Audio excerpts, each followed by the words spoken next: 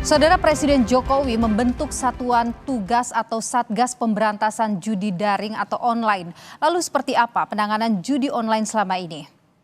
Saudara, kami kutip data dari Polri, sepanjang tahun 2023 ada 1.196 kasus judi online yang ditangani polisi. Penanganan kasus itu melibatkan 1.987 tersangka. Sementara data Januari hingga April 2024, Saudara, Polri mengungkap ada 792 kasus judi online dengan 1.158 orang tersangka. Pusat Pelaporan dan Analisis Transaksi Keuangan atau PPATK menyebut selama Januari hingga Maret 2024 atau di kuartal pertama 2024 nilai transaksi judi online mencapai 100 triliun rupiah. Jika diakumulasikan dengan tahun-tahun sebelumnya, menurut PPATK ini nilai transaksinya sudah lebih dari 600 triliun rupiah. Transaksi judi online yang menurut PPATK yang nilainya mencapai 600 triliun rupiah itu ada yang dikirim ke beberapa negara. Lalu bagaimana keseriusan pemerintah untuk memberantas judi online? Kami akan bahas usai tayangan berikut ini.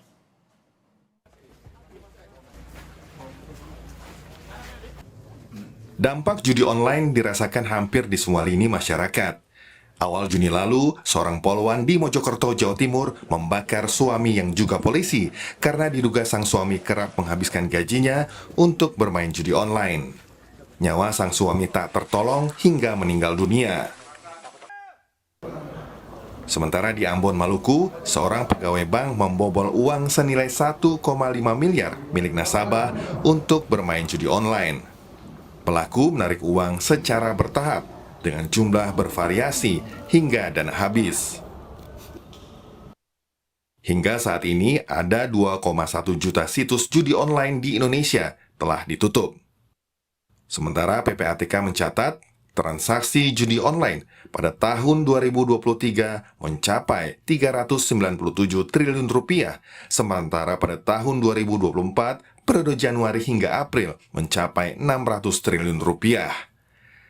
Marak kasus judi online membuat pemerintah ambil langkah cepat. Bahkan Presiden Joko Widodo tegas menyatakan serius memberantas judi online dan telah menutup 2,1 juta situs online. Memberantas dan memerangi perjudian online dan sampai saat ini sudah lebih dari 2,1 juta situs judi online sudah ditutup. Tak hanya tegas nyatakan perang terhadap judi online, Jokowi juga membentuk Satgas Pemberantasan Judi Online pada 14 Juni lalu. Ketua Harian Pencegahan Satgas Pemberantasan Judi Online, Budi Ari bilang, pemberantasan judi online maupun pinjaman online harus komprehensif dan bersifat menyeluruh. Dol sama pinjol ilegal ini adik kakak, saudara kandung ini, gitu. Nanti kita pokoknya ini memastikan bahwa pemberantasan judi online dan pinjaman online ilegal ini memang harus komprehensif. Nggak bisa separuh-separuh, harus semua lini bekerja bersama-sama. Menko Perekonomian Airlangga Hartarto menyebut tak ada anggaran bantuan sosial atau bansos untuk keluarga korban judi online di APBN. Airlangga mempersilahkan jika ada kementerian yang mengusulkan bansos untuk keluarga korban judi online. Tidak ada di dalam anggaran yang ada sekarang. Tentu kalau ada usulan program silakan dibahas dengan Kementerian Teknis. Sebelumnya, Menko PMK Muhadjir Effendi mengusulkan keluarga korban judi online masuk dalam penerimaan bantuan sosial atau bansos.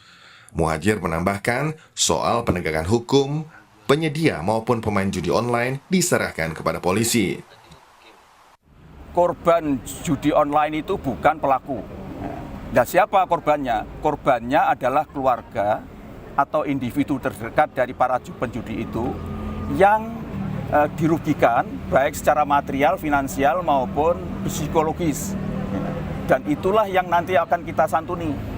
Kalau mereka itu yang kehilangan harta benda, kehilangan sumber kehidupan, ya, maupun kehilangan mengalami trauma psikologis, ya, kalau mereka itu nanti berupa keluarga, ya, jadi keluarga sekali lagi ya, keluarga dan keluarga itu jatuh miskin, maka itulah yang nanti mendapatkan bantuan sosial. Sementara itu, Ketua Bidang Fatwa MUI, Asrorun Niam melalui kutipan kompas.com bilang, tidak ada istilah korban dari judi online atau kemiskinan struktural akibat dampak judi online karena berjudi adalah pilihan hidup pelakunya. Sosiolog Universitas Indonesia Ida Ruwaida menilai, perjudian dekat dengan masyarakat Indonesia. Ida menilai, perkembangan teknologi yang pesat justru membuat judi semakin bisa dikonsumsi oleh masyarakat luas tanpa mengenal batasan umur dan status sosial. Judi itu melekat apapun kadarnya, apapun bentuknya, sehingga di era digital ini ketika judi dilakukan secara online, nah, itu menjadi lebih mudah juga aksesnya oleh masyarakat. Nah, apalagi ada praktek-praktek judi yang sebetulnya dalam bentuk game-game yang masyarakat atau penggunanya tidak menyadari bahwa itu merupakan satu praktek perjudian. Kehadiran Satgas Pemberantasan Judi Online diharapkan mampu menyelesaikan masalah judi online dari hulu ke hilir. Kepastian sanksi hukum juga harus dipertegas agar bisa memutus mata rantai judi online.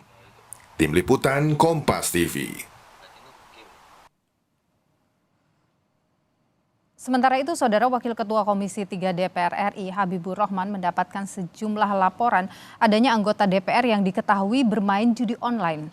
Laporan beberapa anggota DPR bermain judi online telah masuk ke MKD DPR RI.